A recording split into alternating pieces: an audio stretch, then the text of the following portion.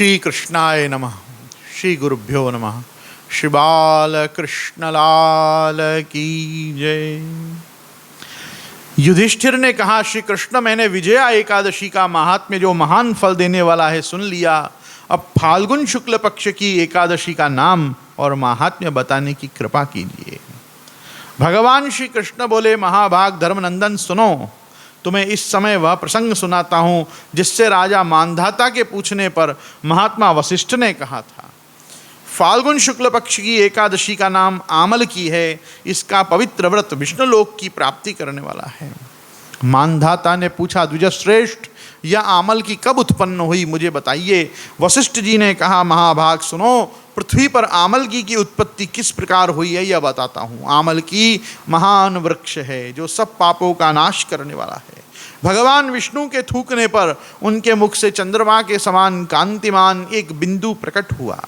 वह बिंदु पृथ्वी पर गिरा। उसी से आमल की आंवले का महान वृक्ष उत्पन्न हुआ। यह सभी वृक्षों का आदिभूत कहलाता है। इसी समय समस्त प्रजा की सृष्टि करने के लिए भगवान ने ब्रह्मा जी को उत्पन्न किया।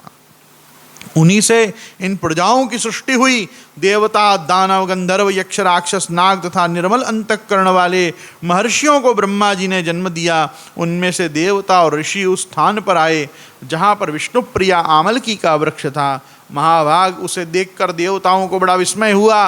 वे एक दूसरे पर दृष्टिपात करते हुए उत्कंठापूर्वक उस वृक्ष की ओर देखने लगे और खड़े होकर सोचने लगे कि प्लक्ष, पाकर आदि वृक्ष तो पूर्व कल्प की भांति ही हैं, जो सबके सब हमारे परिचित हैं, किंतु इस वृक्ष को हम नहीं जानते। उन्हें इस प्रकार चिंता करते देख आकाशवाणी हुई, महर्षियों, यह सर्वश्रेष्ठ आमलकी का वृक्ष है जो विष्णु को प्रिय है। इसके स्मरण मात्र से गोदान का फल मिलता है। स्पर्श करने से इससे दूना और फल भक्षण करने से 3 गुना प्राप्त होता है। इसलिए सदा प्रयत्नपूर्वक आमलकी का सेवन करना चाहिए। यह सब पापों को हरने वाला वैष्णव वृक्ष बताया गया है। इसके मूल में विष्णु, इसके ऊपर ब्रह्मा और स्कंद में परमेश्वर भगवान रुद्र, शाखाओं में मुनि, टहनियों में देवता, पत्तों में वसु और फूलों में मरुदगण तथा फलों में समस्त प्रजापति वास करते हैं। आमल की सर्वदेवमयी बताई गई है। अतः विष्णु भक्त पुरुष के लिए यह परम पूजनीय है। तस्या मूले स्थितो विष्णु तद ऊर्ध्वं च पितामह स्कंदे च भगवान रुद्र संस्थितः परमेश्वरः शाखासु मुनयः सर्वे प्रशाखासु च देवतः पर्णेषु वसवो देवा पुष्पेषु मरुतस्तथा प्रजानां पतयः सर्वे फलेष्वेव व्यवस्थितः सर्वदेवमयी एषा धात्री च कथिता मया। ऋषि बोले, अव्यक्त स्वरूप से बोलने वाले महापुरुष, हम लोग आपको क्या समझें? आप कौन हैं? देवता हैं या कोई और? हमें ठीक ठीक बताइए। आकाशवाणी बोली, जो संपूर्ण भूतों के कर्ता और समस्त भुवनों की सृष्टा हैं, जिन्हें विद्वान पुरुष भी कठिनता से देख पाते हैं, वही सनातन विष्णु मैं हूँ। देवादिदेव भगवान विष्णु का कथन सुनकर उन ब्रह्मक कुमार महर्षियों के नेत्र आश्चर्य से चकित हो उठे। उन्हें बड़ा विस्मय हुआ। वे आदि अंतरहित भगवान की स्तुति करने लगे। ऋषि बोले, संपूर्ण भूतों के आत्मभूत आत्मा एवं परमात्मा को नमस्कार है। अपनी महिमा से कभी च्युत न होने वाले अच्युत को नित्य प्रणाम है। अंतरहित परमेश्वर को बारंबार प्रणाम है। दामोदर, कवि, सर्वज्ञ और यज्ञेश्वर को नमस्कार है। मायापति, आपको प्रणाम है। आप विश्व के स्वामी हैं, आपको नमस्कार है। ऋषियों के इस प्रकार स्तुति करने पर भगवान श्री हरि संतुष्ट हुए और बोले, महर्षियों, तुम कौन सा अभिष्ट वरदान दूं? ऋषि बोले, भगवान, यदि आप संतुष्ट हैं तो हम लोगों के हित के लिए कोई ऐसा व्रत बतलाइए जो स्वर्ग और मोक्ष रूपी फल प्रदान करने वाला हो। भगवान विष्णु बोले, महर्षियों, फाल्गुन शुक्ल में यदि पुष्य नक्षत्र से युक्त द्वादशी हो तो वो महान पुण्य देने वाली और बड़े बड़े पातकों का नाश करने वाली होती है। द्विजवरों, उसमें जो विशेष कर्तव्य है उसको सुनो। आमल की एकादशी में आंवले के वृक्ष के पास जाकर वहाँ रात्रि में जागरण करना चाहिए। इससे मनुष्य सब पापों से छूट जाता है और सहस्त्र गोदानों का फल प्राप्त करता है। विप्रगण, यह व्रतों में उत्तम व्रत है जिसे मैंने तुम लोगों को बताया है। ऋषि बोले, भगवान, इस व्रत की विधि बतलाइए। यह कैसे पूर्ण होता है? इसके देवता को नमस्कार मंत्र कौन से हैं बताइए। उस समय स्नान और दान कैसे किया जाता है? पूजन की कौन सी विधि है तथा उसके लिए मंत्र क्या है? इन सब बातों का यथार्थ रूप से आप वर्णन कीजिए। भगवान विष्णु ने कहा, द्विजवरों, इस व्रत की जो उत्तम विधि है उसका श्रवण करो।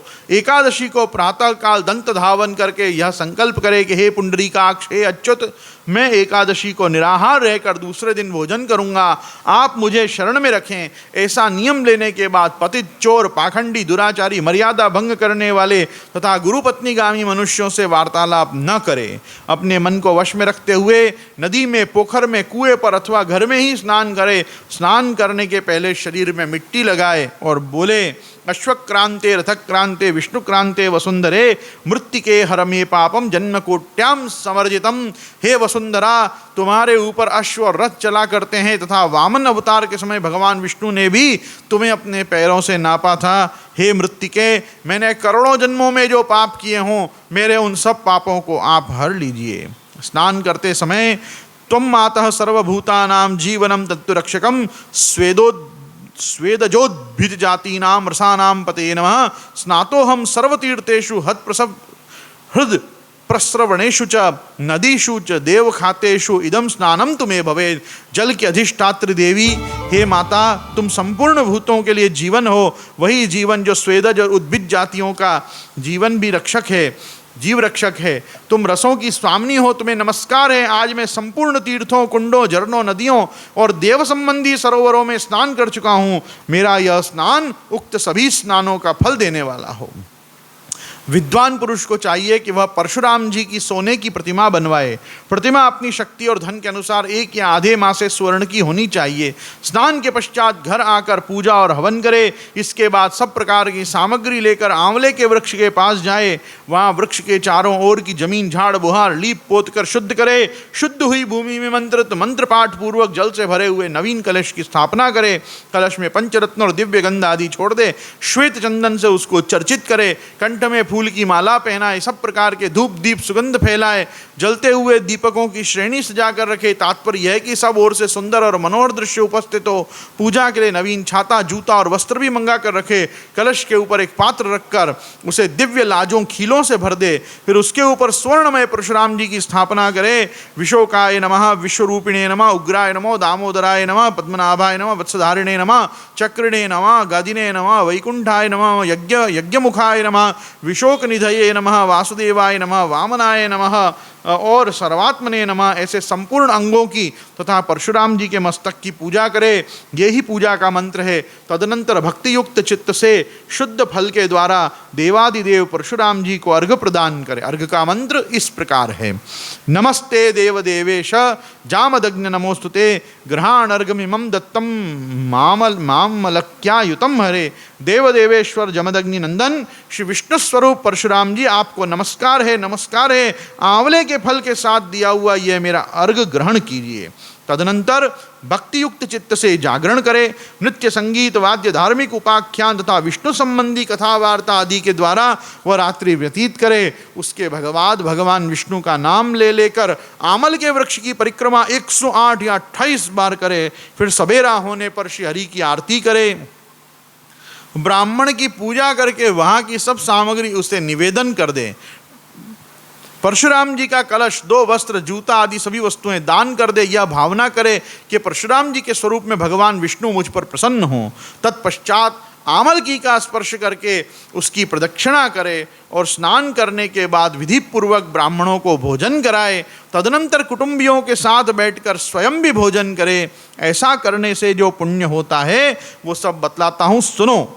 संपूर्ण तीर्थों के सेवन से जो पुण्य प्राप्त होता है तथा सब प्रकार के दान देने से जो फल मिलता है वह सब इस विधि के पालन से सुलभ होता है। समस्त यज्ञों की अपेक्षा भी अधिक फल मिलता है, इसमें तनिक भी संदेह नहीं। यह व्रत सब व्रतों में उत्तम है जिसका मैंने तुम्हारे सामने पूरा वर्णन किया है। वशिष्ठ जी कहते हैं, महाराज, इतना कहकर देव देवेश्वर भगवान विष्णु वहीं अंतर्ध्यान हो गए। तत्पश्चात उन समस्त महर्षियों ने उक्त व्रत का पूर्ण रूप से पालन किया। नृपश्रेष्ठ, इस प्रकार तुम्हें भी इस व्रत का अनुष्ठान करना चाहिए। भगवान श्री कृष्ण कहते हैं, युधिष्ठिर, यह दुर्धर्ष व्रत मनुष्य को सब पापों से मुक्त करने वाला है। श्री गोवर्धन नाथ की जय।